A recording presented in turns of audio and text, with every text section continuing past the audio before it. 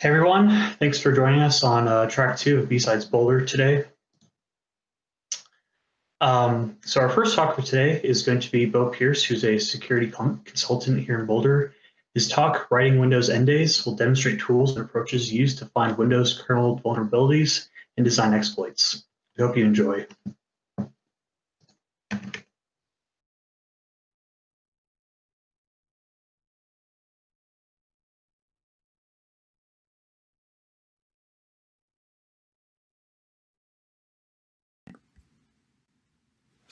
Hello, and welcome to my talk. My name is Bo Pearce, and the title of my talk is Writing Windows End Days. Before we begin, I'd like to tell you all a little about myself. As I mentioned before, my name's Bo Pearce. I'm a senior architect at a local security company here in Boulder. In my free time, I like to do research in Windows End Days, research into bug bounty programs. I have a few certs, the OSCP, OSCE, and the CKA. If you're interested in any of the work that I've done, you can check that out on GitHub, linked here, or follow me on Twitter, as well as check out my blog where I have blogged about a few of these topics that we're going to cover in the coming slides of this talk. Some of my publicly available research in this space of writing Windows End Days are the following. You can check out these on my GitHub or on my blog. CVE 2020-1054, which is a local privilege escalation. CVE 2020-1015, which is also a local privilege escalation. Then you can check out 2020-0796, also known as SMB Ghost. That's a remote code execution, but in this context, it was just done as a local privilege escalation. And then finally, CVE 2019-0708, which is more normally known as BlueKeep, and that's a remote code execution. So the talk agenda is basically we're going to be looking at 3 different Windows vulnerabilities in differing levels of detail. These will be BlueKeep, 2020-1054, and 2020-1015. While we look at these, I'll demonstrate approaches and steps that are used to identify the vulnerabilities, as well as write the exploits. During this process, we'll highlight some of the tools used and just general approaches that might help you get into writing Windows End Days if you're interested. The overall goals of this talk is to encourage people to write End Days and research public CVEs for either defensive measures, career and personal growth, and most of all, just enjoyment because it's really fun. And I really, really recommend getting into it. At the end of the talk, I hope that the listeners will have a general idea on how to approach writing a Windows End Day from scratch. So what is an end day? People are familiar with the term 0 day. They kind of get all the hype, but what exactly is an end day? Well, first, let's start with the definition of a 0 day. This is an exploit that takes advantage of some security vulnerability that is unknown. And it's referred to as a 0 day because the relevant parties have had 0 days to mitigate the vulnerability before active exploitation. This is in contrast with an end day, which is a publicly exposed vulnerability, either through some security advisory or through a security researcher. The end comes in because the relevant parties have had end days to mitigate the vulnerability before active exploitation. So why would you even want to exploit an end day? Well, first off, because it's fun. It's a really good time to get down into the weeds and see how you can manipulate the flow of a program to do whatever you want, essentially. To learn, it's really helpful to write these end days because you have a basis to start from, and you can understand how modern exploit mitigations work, as well as how common problems that you may face while developing exploits. And also from the defensive side, you can, if you understand how the vulnerability works, you can develop attack indicators and indicators of compromise that may help you protect your organization or the organizations of others better. And then finally, the impact, which we'll get into more here. So the impact of end days. 0 days are, really sexy. Everyone always wants a 0 day because they're super cool. If you have one, you can essentially exploit any of the affected software and nobody has really any defensive measures against it. But in terms of impact, end days have a real large role in security. For example, Eternal Blue, which obviously was a 0 day at one point, but by the time it was actively exploited, the patch had already been released for over a month. So in this sense, it was really an end day because relevant parties had at least a month to patch their systems by the time the shadow brokers released the exploit code in April 14. Eternal Blue variants are estimated at over $14 billion in damage, which is obviously insane. Another end day that got decent amount of attention just within the last year was 2019-0604, which is a Microsoft SharePoint remote code execution vulnerability. We can see here the patch was released February 12th, 2019, and then by May 11th, 2019, there was active exploitation. A third that you all may be familiar with was 2019-19781, which is a directory traversal and remote code execution on Citrix application delivery controllers. The patch was released December 17th, 2019, and then there was active exploitation by January 10th of 2020. Here's just an interesting graph you can kind of look at. When the first exploit was released on GitHub, and then active exploitations or indicators of attack based on a honeypot somebody set up. So basically what I'm saying is the end day stonks are rising, and it's time to get in before they get too high. So end day exploits from a high level approach. And this is just my high level approach that I use, and I think it could be helpful to people trying to get into it. But first things first is it can take a lot of time to write these exploits, and sometimes it can feel really challenging and maybe even impossible, but just keep trying. Like, I can't even tell you how many times that I've been really down, never thinking I'll get it, and just never giving up, and eventually you figure it out. And also try to break everything into small steps. When you look at a finally completed exploit and you look at the code, and there's all this binary and all this hex and a bunch of lines of code, it can look really daunting. But in reality, these exploits are all written in small little pieces, and putting them each into their own small piece, it makes it a lot more simple. So don't look at a finished exploit and look at the whole thing and be like, oh wow, that looks challenging. In reality, know that these are all done in small steps that are actually quite manageable.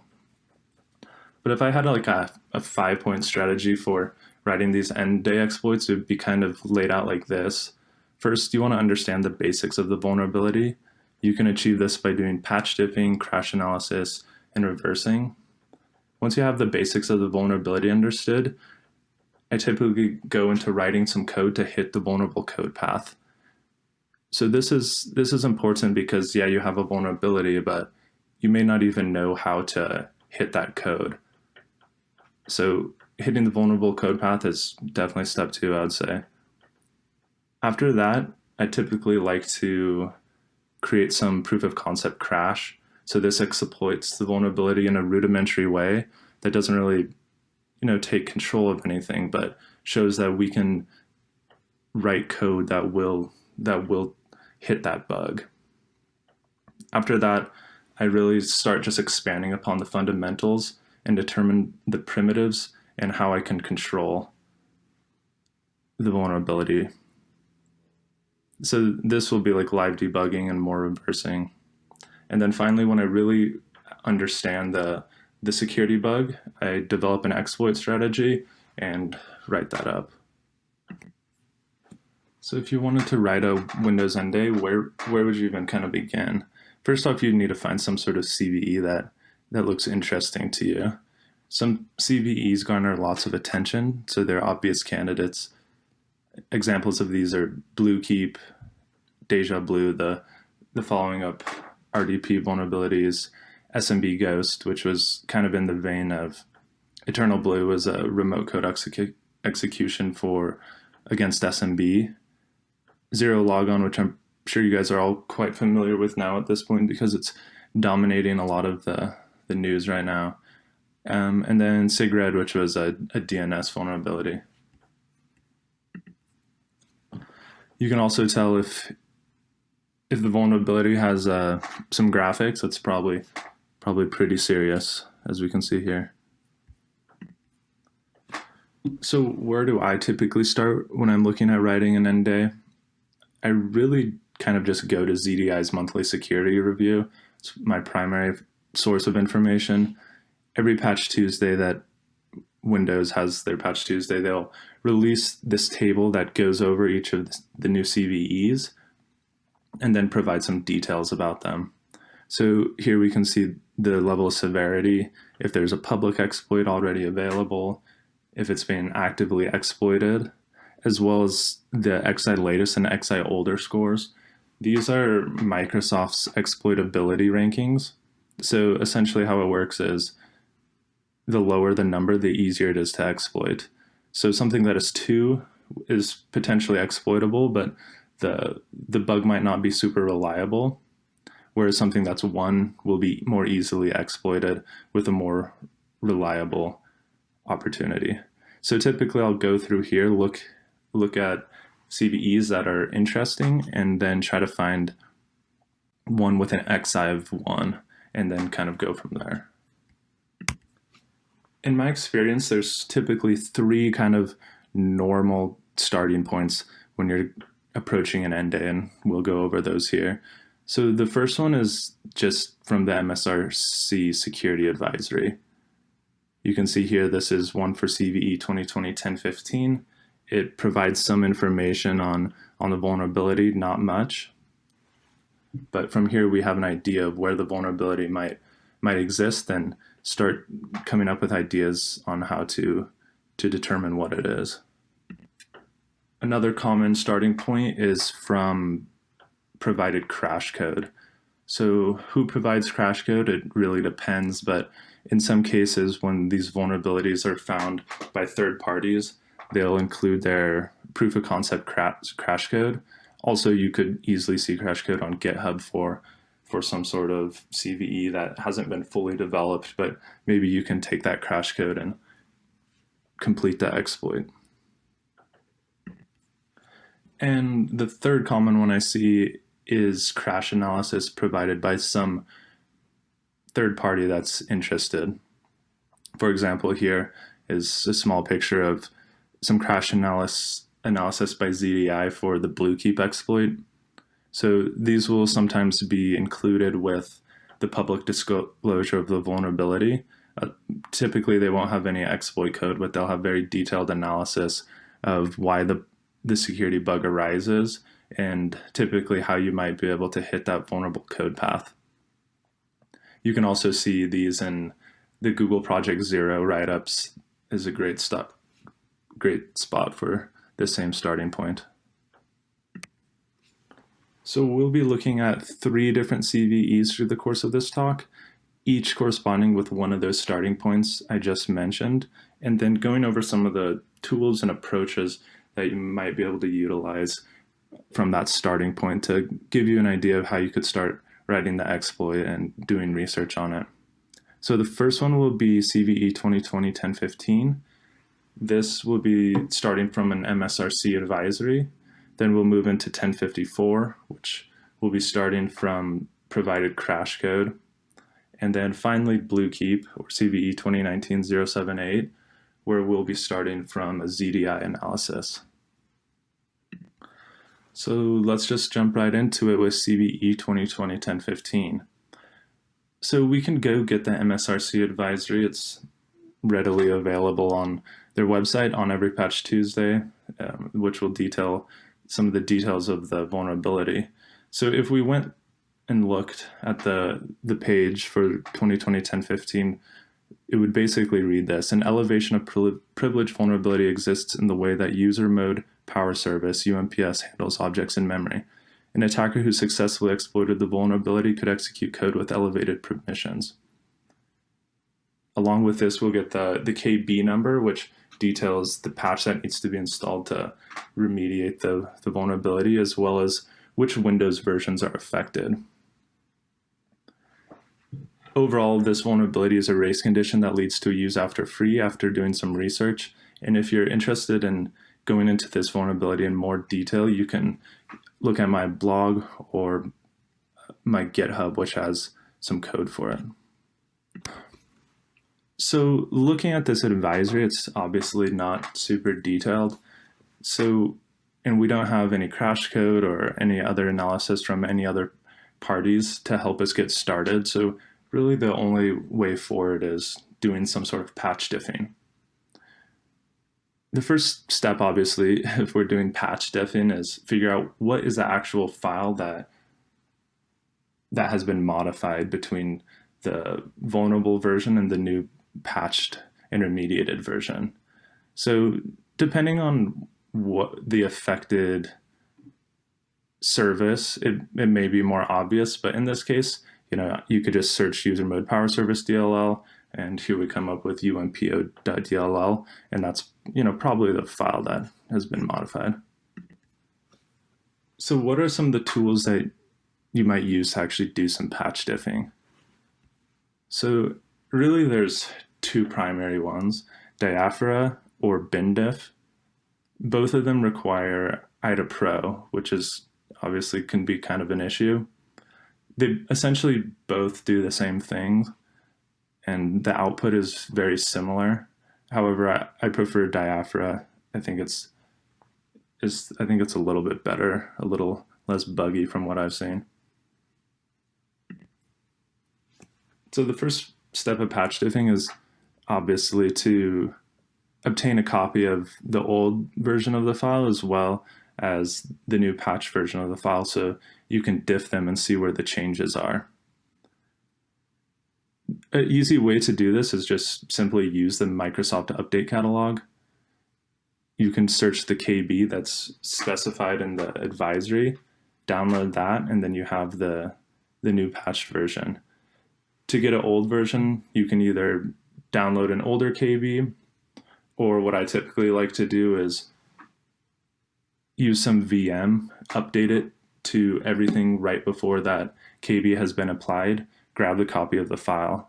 That way you know that this older file is the most new version since the new patch. And that's important because when we're doing diffing, we want to minimize all possible changes that aren't related to the security vulnerability. So before you can actually use Diaphora or BinDiff, you have to extract the patch from the Microsoft KB.msu file that you downloaded. So it's really simple. You essentially just use this expand.exe command to extract the .msu into some directory. You can then use it again to extract the extracted cab to another directory. And then within that final directory, in this case, which would be patch, you'll have the new updated files. If you want more information on this, I really suggest checking out this resource. It's pretty new. It was posted sometime this year. I just came across it recently, and it's super, super good. Cool. So say we got the older version of the file and the newer version of the file, and then we run it through one of the patch diffing tools. The typical output will be something like this. So this is running it from both versions of umpo.dll. What we can see here is running it through Diaphora. We have two different functions that have been modified. And of course, it's not always so simple. A lot of times you'll have a lot more modification in between the two files, which will make it a little harder to narrow down where exactly the new bug is. However, in this case, there's just simply two modified functions. We can see UMPO notify register, as well as RPC legacy event register notification. The important parts in this table to look at really are the two ratios. That will show how much a file is modified from the older version. So if the ratio is 1, then there's 0 modifications. So this has 0.91, which means that there's been slight modifications, whereas the second function is a 0.65, meaning there's been more modifications. After running that and looking at these different functions, you can then, both of these tools, Diaphra and BinDiff, have the ability to view the changes in a few different ways. For example, we can look at a side-by-side of both the files in terms of assembly. So here we have each of the basic blocks, and we can see how there's been modifications.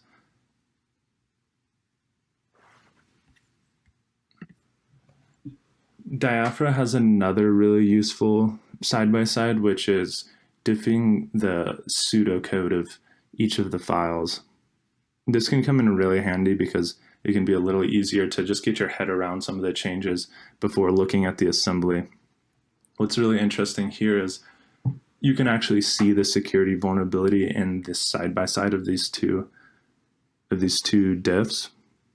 For example, if you look very closely at the left side, you'll see this variable v7 equals umpo get setting entry, which is the old file. And then on the new file with the green, we can see before umpo get setting entry is called, there's a call to enter critical section. What this is essentially, what the 1015 vulnerability is a race condition, because we're not entering critical section before accessing this umpo get setting entry. Get setting entry is a global variable that can be acted upon by different threads. So essentially, you can exploit this bug by taking advantage of a race condition, which leads to a use after free. So I just want to highlight this because it just shows the power of diffing. I mean, you can literally see the vulnerability right here. Seeing the changes in the code gives you an idea of what's changed and how you might begin approaching writing an exploit for it. So after the patch diffing, you'll always obviously have to do reversing of the modified functions to figure out what exactly changed and why those changes resolve some sort of vulnerability. So once you've determined how that might work, next steps would be how would you hit that vulnerable code path and how do you exploit it in a rudimentary way, and then try to test that with a proof of concept. So we're not going to go too much into this vulnerability because, as I mentioned, it's a race condition that leads to a use after free. On the Microsoft exploitability index, it was a ranked 2, which means it won't be the most reliable exploit. At this point, when I was doing research into this vulnerability, this is kind of where I stopped. I have the proof of concept crash code that takes advantage of the race condition, but never developed the exploit further after that. So now let's jump over to 2020-1054, which starts from the other typical starting point in my experience, which is starting from a third-party advisory that provides proof of concept crash code, or from some GitHub account that has a proof of concept crash for a publicly known CVE. So from Checkpoint's advisory, it was essentially this: a write is made which allows out-of-bound write and might lead to local privilege escalation. So I took that, and indeed it does. That out-of-bounds write can be taken advantage for to do local privilege escalation. The whole entire deep analysis of this vulnerability is available on my blog, which I recommend reading if you want to see a little more in the weeds of this exploit. The proof of concept exploit is also available on my GitHub. What makes this exploit really cool for me and why I really pursued writing a fully functional exploit is because it affected Windows 7. And as I'm sure you all know, Windows 7 no longer receives any patches. So essentially, this vulnerability exists in all versions of Windows 7 since its inception. So it's basically a free escalation of privilege going forward indefinitely. So looking at the proof of concept crash code, this was provided by Yoav Allen and Netanel Ben Simon from Checkpoint Research. They do a lot of really cool research and have a few talks on how they find these vulnerabilities through fuzzing the Windows kernel that I highly recommend you guys check out. You can just Google their names and you'll find it for sure. But here's what the proof of concept crash code was that they provided. It's super simple. We can see here there's a create compatible DC call, which creates some device context. We then create a compatible bitmap with some arguments. We then select the device context with a bitmap, and then we draw an icon with some more arguments. And essentially, these calls are enough to cause some crash and out of bounds write within kernel mode. So if we just run the code, obviously we're going to get a blue screen. And this blue screen is not actually from running that code. It's just a random picture. But, so how do we start from this proof of concept crash code without just blue screening our target machine? The way we would do this is doing some kernel debugging and using the Windows kernel debugger. So a typical process, and if you Google setting up kernel debugging, there's a lot of things out there that'll be like, oh, you set up this debuggy VM and a debugger VM, and you set up a COM port in your hypervisor, and then configure some more things and set up BCEdit with the correct bot and port. You boot the VMs in some magically specific order, and then you debug the kernel at completely slow rates that will make you want to go insane. And you may just die at your computer waiting to print out some memory from the stack. But you can do that, and it is definitely one way to do it, but that's not really the recommended way, I would say. There's a lot easier way to do it. And that is this quick and easy kernel debugging using one of these two tools. So the first one was Virtual KD, which basically allowed you to do kernel debugging super simple. It's a little outdated and doesn't work with all the newer versions of Windows 10, as well as some of the newer hypervisors. But there's this awesome repo, Virtual KD Redux, which is taking, the kind of moving forward with Virtual KD on newer software versions.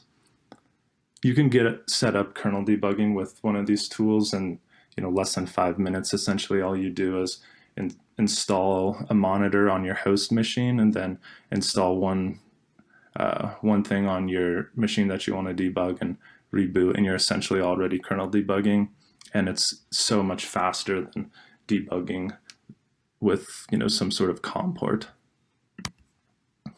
Now, if we run that same crash code while we're debugging the kernel, we get this beautiful stack trace, which shows exactly where the code is crashing. We can see here it's in draw icon EX at offset OXD9. Along with the stack trace, we get this really helpful information about the state of the registers and the state of the system right before it crashed. We can see here it says invalid system memory was referenced. The invalid memory is arg1, and we can see that lines up with the register RCX. So essentially we can see that that's where the out of bound write is occurring, and then we can take this information to start digging deeper into the security vulnerability and how that register RCX is set to that value, and how we might be able to take advantage of that out of bounds write to do some local privilege escalation. So you could do a whole entire talk and more than that on WinDBG and kernel debugging, so I don't want to get too much into that, but I do want to point out some things that I find extremely useful to use while debugging security vulnerabilities and looking for how you might exploit them.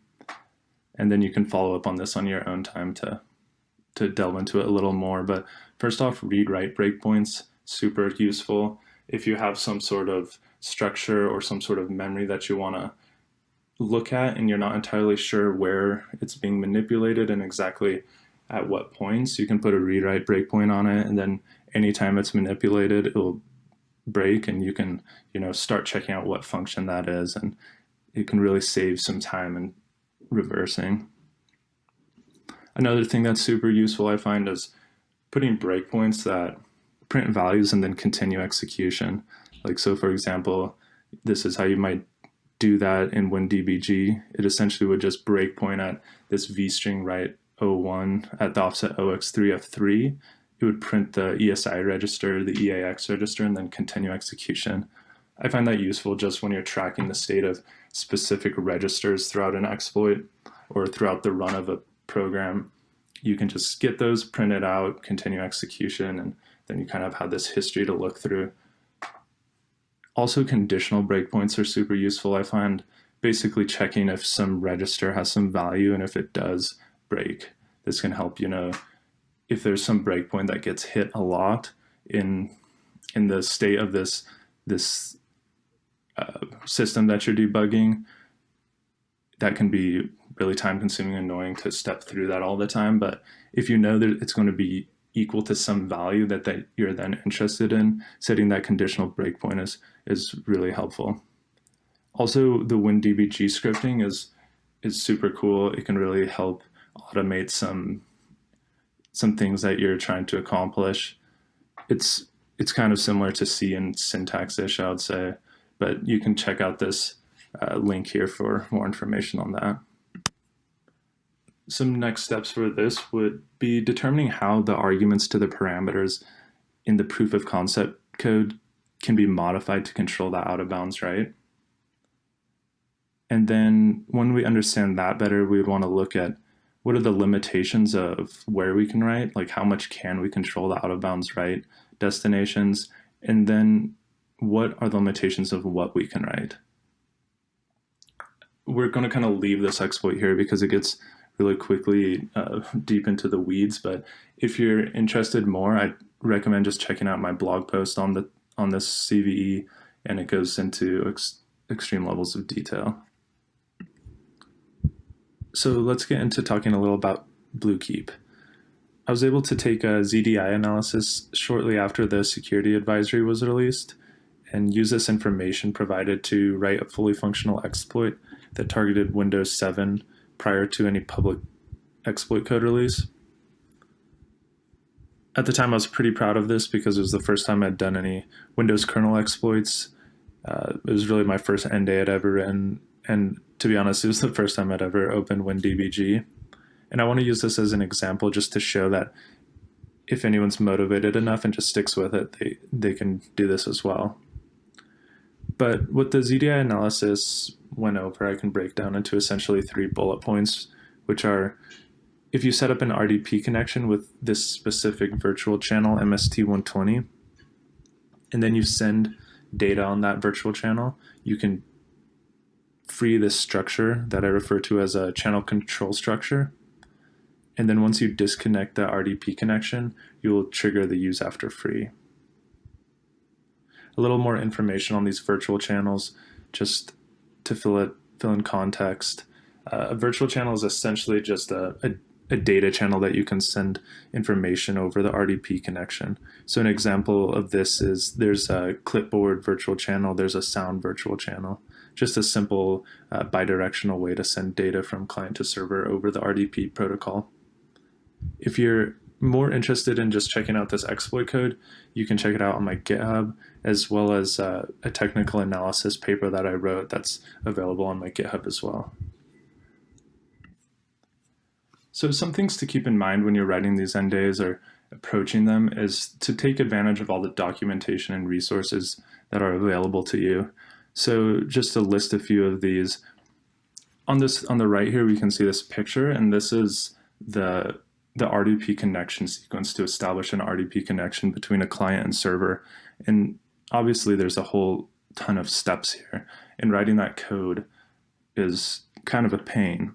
But taking advantage of libraries, RDP libraries that are available with open source code, looking at the Microsoft documentation, seeing if there's any sort of relevant write-ups on the topic, and then just taking shortcuts and writing our code so it's not the best, but it gets us to our goal. I think these are all useful things to keep in mind. So one thing that we haven't really touched on with some of the last exploits that we were going over is reversing. And reversing is obviously a super critical part of doing any sort of research on memory corruption end days. So the main things that I use here for doing reversing is WinDBG and then some sort of reversing tooler that has all the aspects that you need, like a decompiler, disassembler, etc. Some of these common tools are Radare2, which is my preferred one. Then there's Jija, IDA, and Binary Ninja. But you can just really choose whatever is preferential to you. Additionally, I want to put this on its own slide because decompilers are super, super useful, and I can't recommend them enough. I feel like sometimes I get this conception talking with other people that to be super hacker, you need to be reading the assembly like some sort of Neo from the Matrix, but in reality, that is helpful. But using a decompiler to help make sense of the assembly I just can't recommend that enough. Here's some of the common decompilers that I'll use with Radare2, which is the Jija one and RedDeck from Avast. As I kind of just mentioned on that last slide, you really want to just use all the tools at your disposal when you're reversing to help make sense of what's happening. So commonly when I'm doing some sort of reversing for a security bug, I'll have 3 different things open here. I'll be doing lifetime dynamic analysis of the program as it's running with WinDBG. I'll then have like Radare2's assembly pulled up in graph mode so I can easily track what's going on while it's being debugged. And then I'll also have the decompiled code in some sort of text editor that I've pulled out where I'm removing extraneous portions and then just documenting the code with comments. And then putting all 3 of those together, it really helps draw a clear picture of what's happening. Within the same vein of using all the tools at your disposal, make sure you're using debugging symbols, obviously. That'll help immensely. Also, getting information on Windows internal structures is going to be super helpful when you're trying to reverse and understand what's happening within the program. Some of these places I'd like to check out is Geoff Chappell's website, the GitHub for React OS, which is essentially a re-implementation of Windows XP. And then recently, just in this late September, the WinXP source code was leaked. I haven't went through this in super detail yet, but I imagine it's going to be a great source of Windows internal structures and comments and things like that going forward. So returning to the BlueKeep exploit a little and how we might reverse what we need to figure out. Imagine we have written the RDP code, client code, so that we can establish a legitimate connection with the server and send data on this MST120 virtual channel. So the next step is determine how that use after free can be exploited. First things first, we just load up the affected file in our reversing software. In this case, I'm using Radare. As I mentioned earlier, we want to get those Windows debugging symbols to aid us. So you can do this in Radare with just issuing the idpd command, which will download them, and then we'll load them up with idp. So our goal is to see how we can take advantage of this use after free. So from the ZDI analysis, we know that this top instruction in the screenshot here, ICA find channel, returns the freed memory. So we want to see how we could use that memory to take control of the flow of execution. If we just map how that pointer is moved, we can see first it's moved into EDI. Further down, we can see EDI plus OX50. is moved to EAX, and then we have a call EAX at the bottom. So this easily shows that if we're able to fill the free channel control structure with our own data and put the correct pointer at EDI plus 50, we will be able to take control of the execution and call our own code.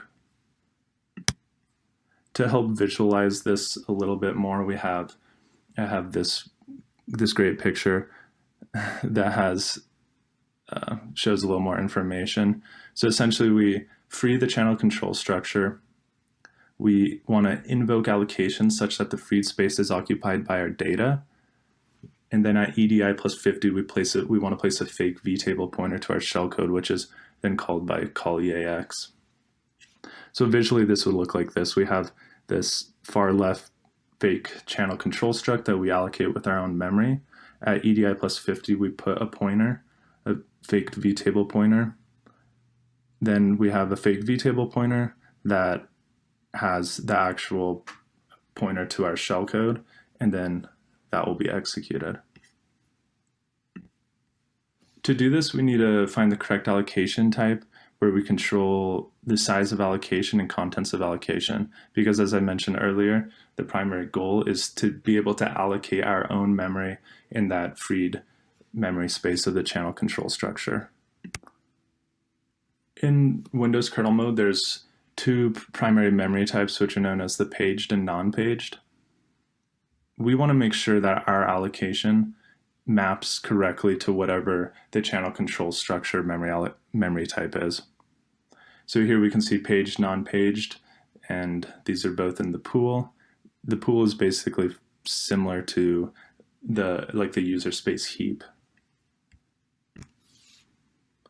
To determine what memory type we're looking at, you can simply go back to WinDBG and put a breakpoint on the ICA channel within the ICA channel input internal function. Send some data on this virtual channel, and then look at the pointer that is returned from ICA channel. So then we can use that pointer to issue the pool command within WinDBG, map that pointer to the outputs in pool, and that will show us the memory type. So here we can see this star here is what we're looking for, and we can tell that it is a non-paged pool.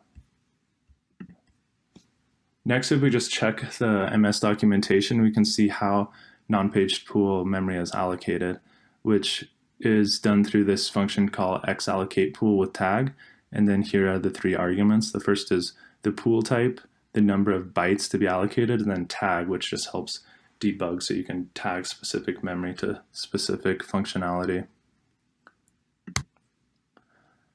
So a really useful thing when looking for invocations of specific functions when you're reversing is to look at cross-references. Cross-references are essentially just mapping when one function calls another function, or the locations where one specific function are called. So the first thing we want to do is get the memory address of xAllocatePool with tag, which is an import. So in Radare 2, we just use the II command with xAllocatePool with tag. This then gives us the memory address 16F34, and then we can use the AXT command that shows the cross references to that memory address, and it shows us all the xAllocatePool with tag calls. So one immediately stood out to me, which was the ICA channel input internal, which I've highlighted there. That stood out to me because I know we already have substantial level of control within that function in terms of contents. So if we look at our requirements again, it's basically find a non-page pool allocation where we control the size of allocation and the contents of the allocation. So if we look at this specific call of xAllocatePool with tag within the function, we can see the three arguments pushed to the stack for the xAllocatePool with tag. So we have the tag, and then we have the number of bytes, which is an EAX, and then finally the pool type, which is an EBX. Now we can expect this xAllocatePool tag with call a little more by just putting a breakpoint on it within that function, and then sending some variable length data on the virtual channels. We'll hit that breakpoint. We can double check to make sure that this is the data that we sent. We sent all these 4 ones, so we know this is our invocation into this function.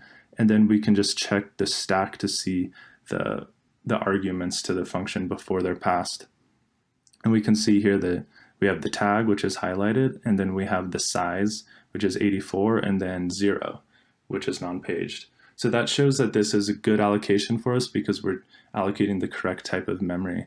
If we send a few more variable length data and check the breakpoints, we can also then just see we actually do have direct control over the size of the allocation. So we know this allocation, we can control the size and it's of the correct memory type. But the third requirement is, can we control the contents of the allocation? So a great way to check this would be to make use of the read-write breakpoints.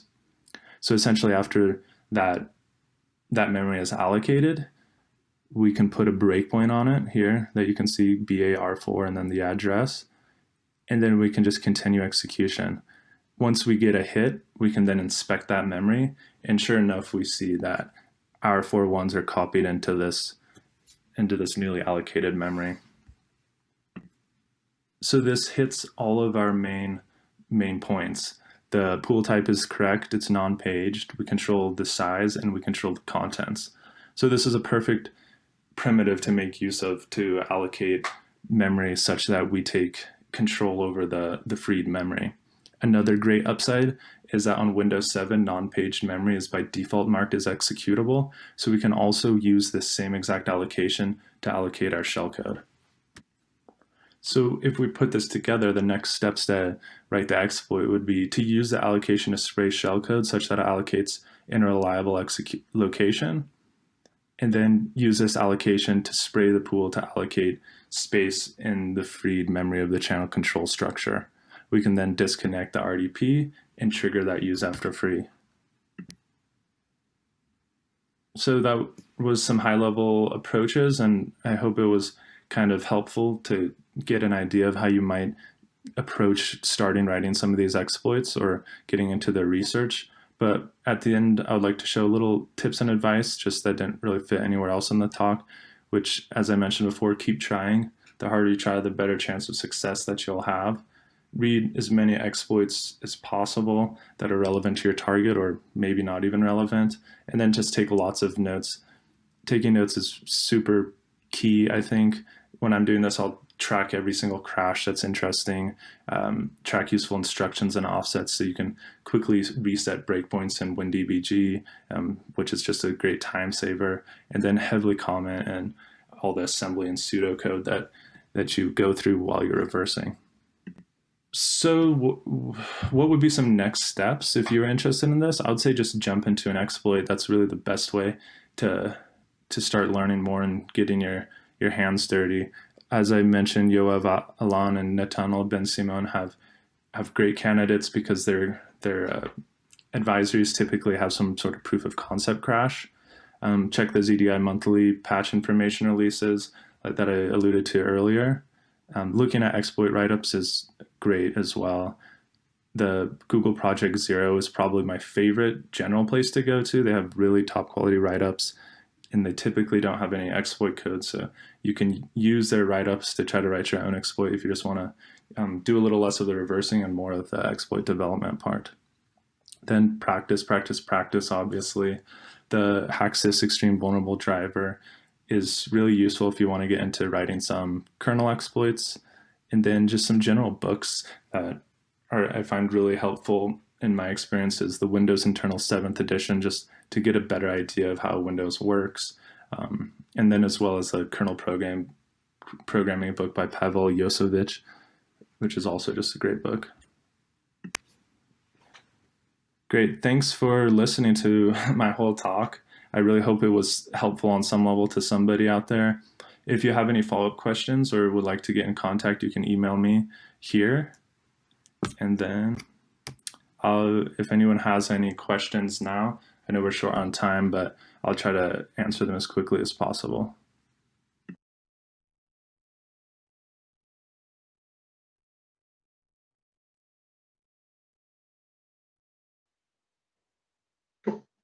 Thanks, Bo, for the talk.